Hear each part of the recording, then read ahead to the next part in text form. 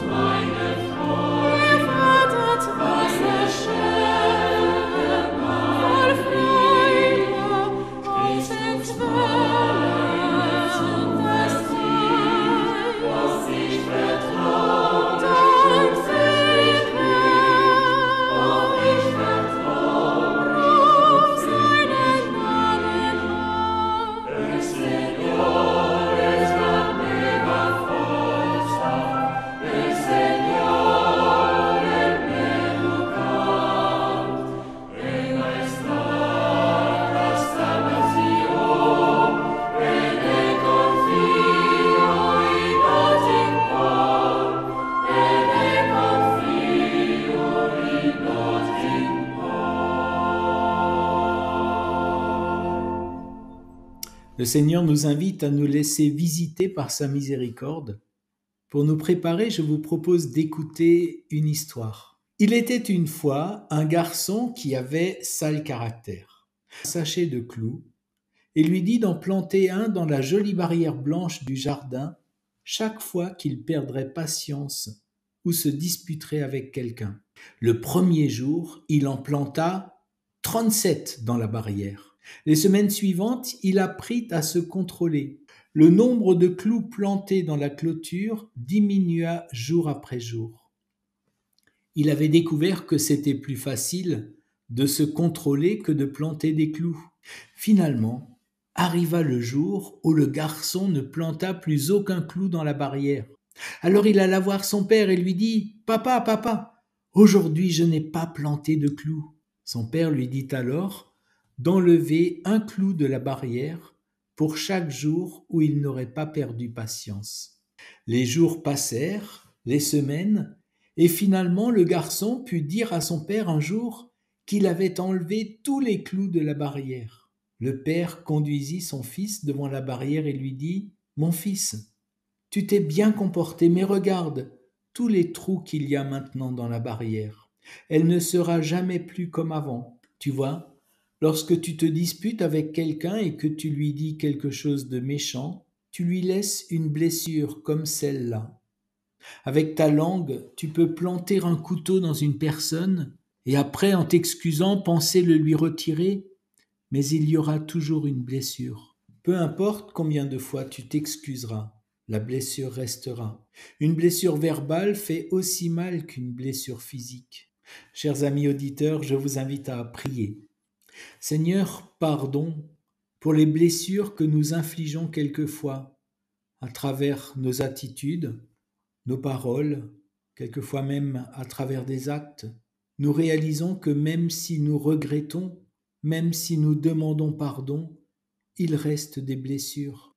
Aide-nous non seulement à retirer les clous de la barrière en nous excusant sincèrement, mais aussi à voir comment nous pouvons aider à réparer la barrière. Apprends-nous aussi à prier pour les personnes que nous avons blessées, afin qu'elles puissent trouver en toi la guérison de leurs blessures. Amen. Frères et sœurs, Dieu est amour. Voici comment l'amour de Dieu s'est manifesté envers nous. Dieu s'est donné lui-même dans son Fils unique, Jésus le Christ. Il est venu dans le monde afin que nous ayons la vie par lui. C'est pourquoi je vous annonce que Dieu connaît votre cœur et par Jésus-Christ, il vous l'affirme, votre péché est pardonné. Par l'Esprit Saint, il vous donne la capacité de vivre une vie transformée. Amen.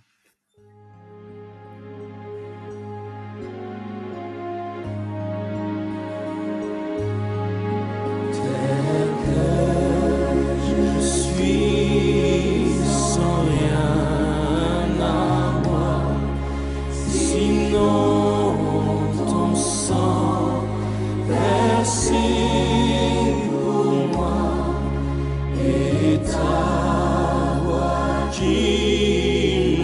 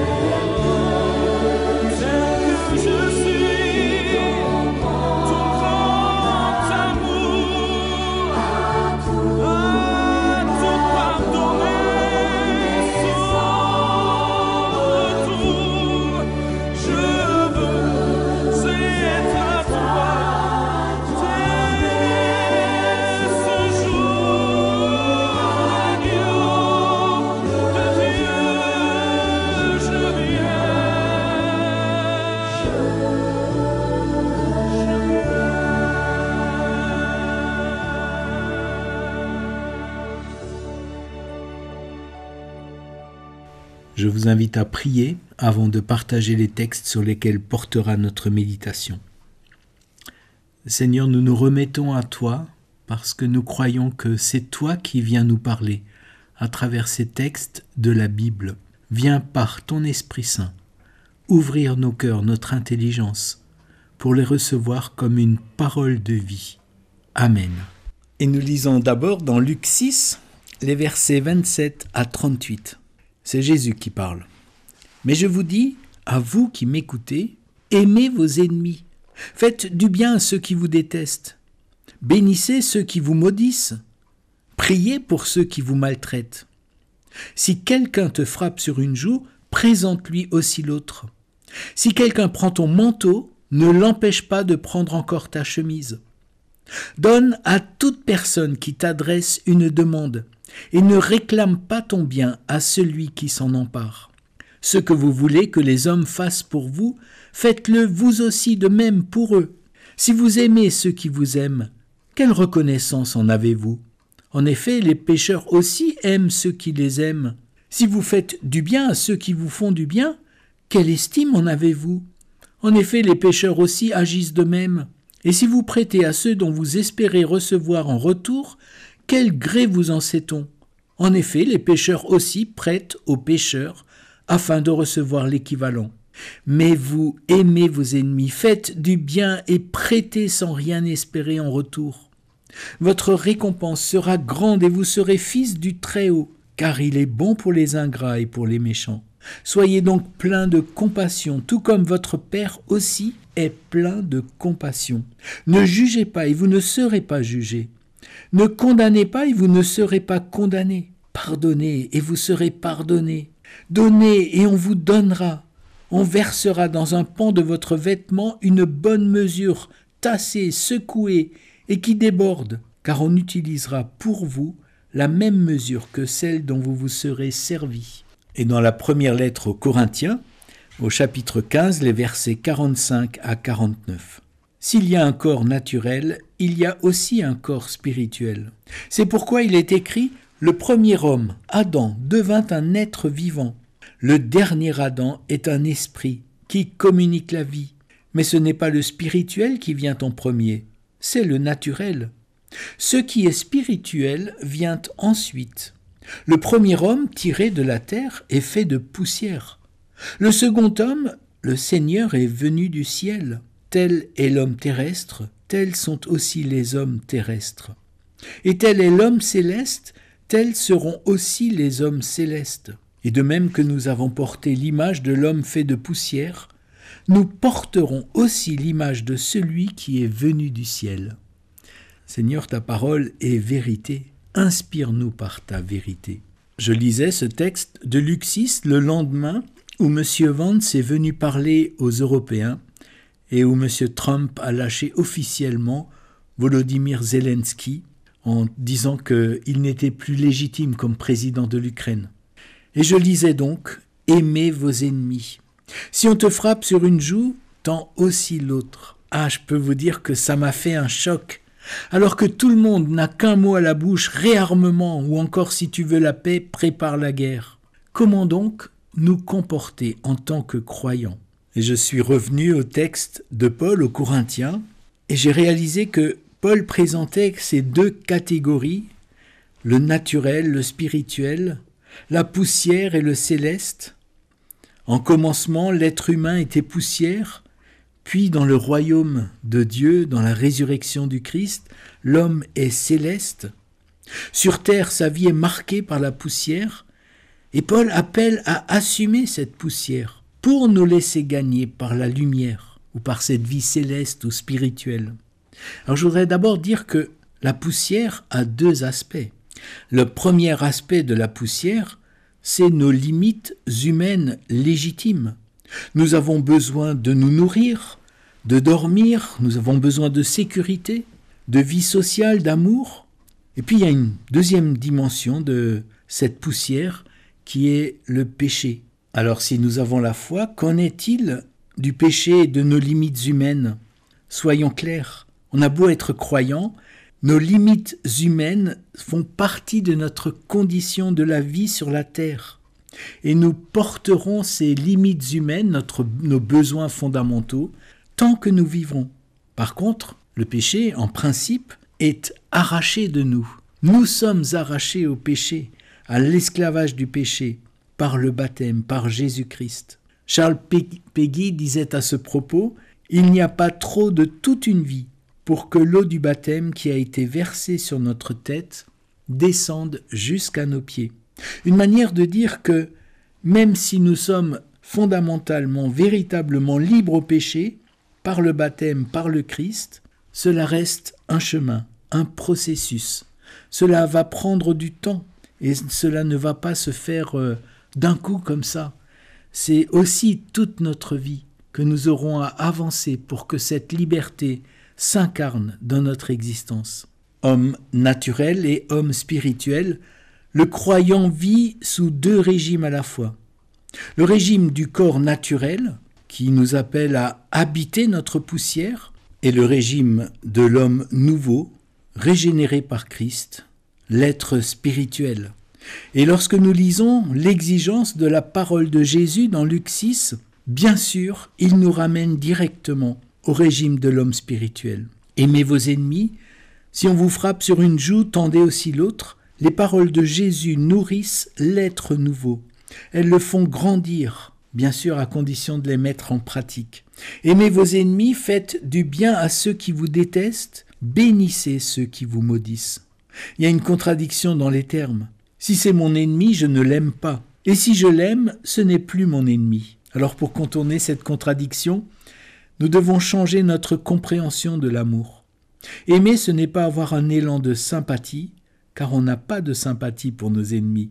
L'amour, c'est ce que nous entreprenons pour aider nos ennemis à grandir, à évoluer, à changer, et peut-être à être de moins en moins notre ennemi. Aimer son ennemi, c'est aussi lui rendre sa part d'humanité, l'élever jusqu'au moment où peut-être il ne sera plus notre ennemi. Si quelqu'un te frappe sur une joue, présente-lui aussi l'autre. Le pasteur Antoine Nuis souligne que le mot important de cette phrase, c'est l'autre. Lorsque l'on nous frappe, notre réaction première, c'est de répondre par la violence. Le disciple, c'est celui qui cherche une autre réponse que celle de la violence. Paul résume les recommandations éthiques de Jésus avec cette phrase célèbre mais tellement profonde. « Ne te laisse pas vaincre par le mal, mais sois vainqueur du mal par le bien. » Dans l'Épître aux Romains au chapitre 12, le verset 21. Jésus met en opposition l'homme spirituel et l'homme naturel qu'il désigne ici par le terme « les pécheurs ». Les pécheurs, c'est-à-dire on pourrait entendre les hommes naturels, aiment ceux qui les aiment, font du bien à ceux qui leur font du bien, prêtent à ceux dont ils espèrent recevoir en retour. Et sous le régime du corps naturel, l'homme naturel déteste ses ennemis, l'homme naturel maudit ceux qui le détestent. Si on frappe l'homme naturel sur une joue, il rend directement une mandale à son agresseur. L'homme naturel juge, condamne et refuse tout pardon. Mais alors, nous, croyants, comment pouvons-nous nous comporter? Sous quel régime devons-nous nous mettre? On aimerait une recette, un mode d'emploi appliqué dans telle situation.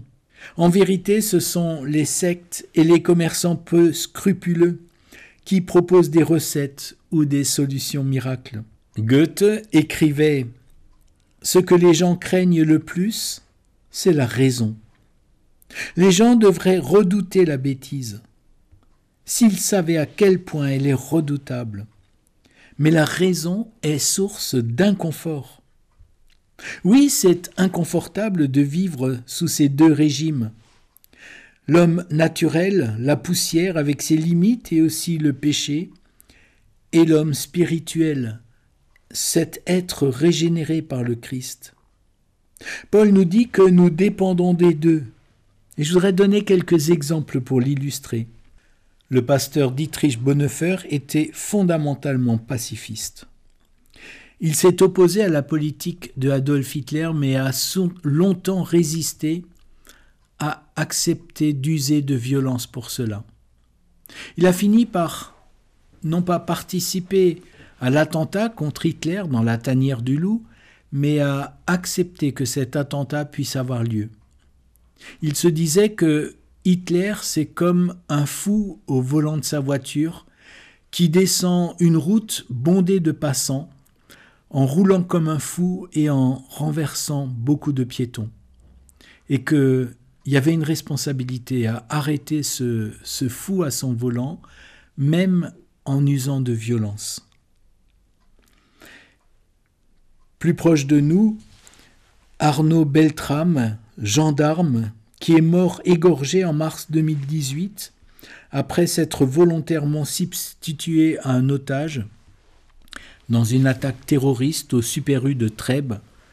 Ce jour-là, il a assumé sa dimension céleste, spirituelle, en sacrifiant sa vie pour un inconnu. Mais que serait un gendarme qui tendrait systématiquement l'autre joue? La même personne peut, selon le moment, choisir entre l'homme naturel et l'homme spirituel. Jésus lui-même choisit à certains moments de combattre ou de résister à ses ennemis. On pense bien sûr à l'épisode des marchands chassés du temple, mais encore plus pour moi, le moment qui me frappe, c'est à Nazareth, lorsque Jésus résiste et échappe à la foule qui veut le faire mourir. Parce que nous dit le texte, l'heure n'est pas encore venue. L'heure favorable, le fameux kairos, cette heure décidée par Dieu. Pour nous dire qu'il y a un timing. Et dans cette question, lorsque nous nous demandons sous quel régime nous vivons, il y a une dimension, une question de timing. Il y a des moments dans notre existence où nous sommes appelés à assumer la vie, les besoins naturels de notre vie. Il y a des moments dans notre existence où nous sommes appelés à assumer la vie spirituelle. Je suis frappé de voir combien la première communauté chrétienne à Jérusalem vivait entièrement sous le régime spirituel. On vendait tout, on donnait l'argent qui était réparti selon les besoins de chacun. Il y avait une non-violence absolue, et on le sait bien, cela n'a pas duré. Les chrétiens sont revenus très vite à la propriété privée, et même au métier des armes quelques siècles plus tard. Pourtant, cette forme de communauté chrétienne qui existait à Jérusalem au tout début existe toujours aujourd'hui dans les communautés monastiques. Ce sont des endroits où des femmes et des hommes qui suivent Jésus essayent de vivre la priorité absolue à leur dimension spirituelle. Mais lorsque vous parlez avec des religieux, des religieuses, ils vous disent que ce n'est pas idyllique.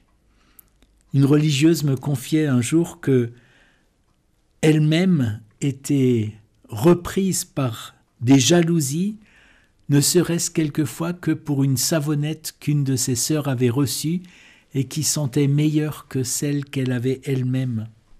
Oui, même les religieux, les religieuses, vivent sous les deux régimes, celui de l'homme naturel et celui de l'homme spirituel. Boire ou conduire, il faut choisir. Vous connaissez ce slogan ? J'ai envie de le reprendre en disant « Vivre comme l'homme naturel ou se conduire comme l'homme spirituel, il faut choisir ». J'aime bien ce slogan parce qu'il ne dit pas qu'il ne faut plus boire, avec modération bien sûr. Le slogan dit que les deux sont légitimes, boire et conduire, mais pas en même temps. Pour chaque moment, il faut choisir ce qui est le plus approprié.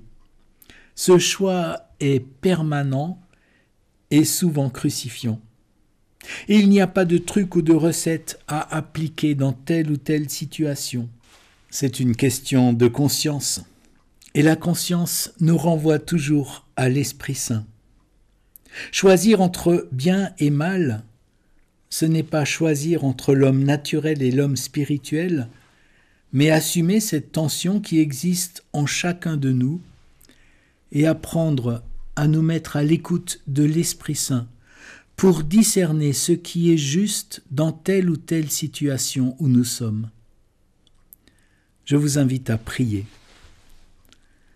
Seigneur, tu nous as promis ton Esprit Saint pour nous aider à trouver notre juste chemin devant toi. Apprends-nous à accueillir ton baptême et la patience que l'eau de notre baptême coule jusqu'à nos pieds pour nous libérer toujours plus du péché. Apprends-nous à honorer nos limites, celles de nos besoins matériels, relationnels, affectifs, mais aussi à les laisser à leur juste place, afin qu'ils ne nous envahissent pas et qu'ils n'étouffent pas la vie spirituelle en nous, notre être profond, que tu veux sans cesse faire grandir. Apprends-nous à faire des choix et à agir lorsque tu nous le demandes, selon ta vie spirituelle et ta résurrection. Amen. Prions les uns pour les autres et pour le monde. Seigneur, nous te prions pour les personnes autour de nous qui sont atteintes dans leur santé ou qui sont confrontées à des difficultés professionnelles ou familiales. Nous te les nommons dans le silence de notre cœur. Au moment de l'ouverture du salon de l'agriculture, nous te prions pour tous ceux qui ont embrassé des métiers pour garder et cultiver la terre, et pour les consommateurs que nous sommes, afin que nos manières de consommer encouragent les agriculteurs, les industries agroalimentaires et les distributeurs à travailler de manière responsable pour notre planète. Dans l'horreur de la guerre au Proche-Orient, avec les souffrances que les partis terroristes infligent aux populations israéliennes et palestiniennes, Seigneur, veuille renverser les plans des nations, comme le dit David au psaume 32, et anéantir les projets des peuples, afin que tes plans, Seigneur, subsistent éternellement. Devant l'horreur de la guerre en République démocratique du Congo, qui n'épargne pas les populations et pousse à des déplacements massifs, nous te prions, Seigneur. Veuille renverser les plans des nations et que tes projets subsistent éternellement. Devant l'horreur de la guerre en Ukraine et en Russie, et tous les renversements d'alliances qui se profilent, nous te prions, Seigneur, veuille renverser les plans des nations et anéantir les projets des peuples, afin que tes plans, Seigneur, subsistent éternellement, et les projets de ton cœur de génération en génération. Et nous terminons cette prière en nous confiant à toi avec les paroles que le Christ lui-même nous a laissées. Le Seigneur vous bénit et vous garde. Il fait de vous des êtres de lumière, des femmes et des hommes spirituels qui assument leur part de poussière avec confiance et dans la paix. Le Seigneur vous accorde sa grâce à jamais. Amen.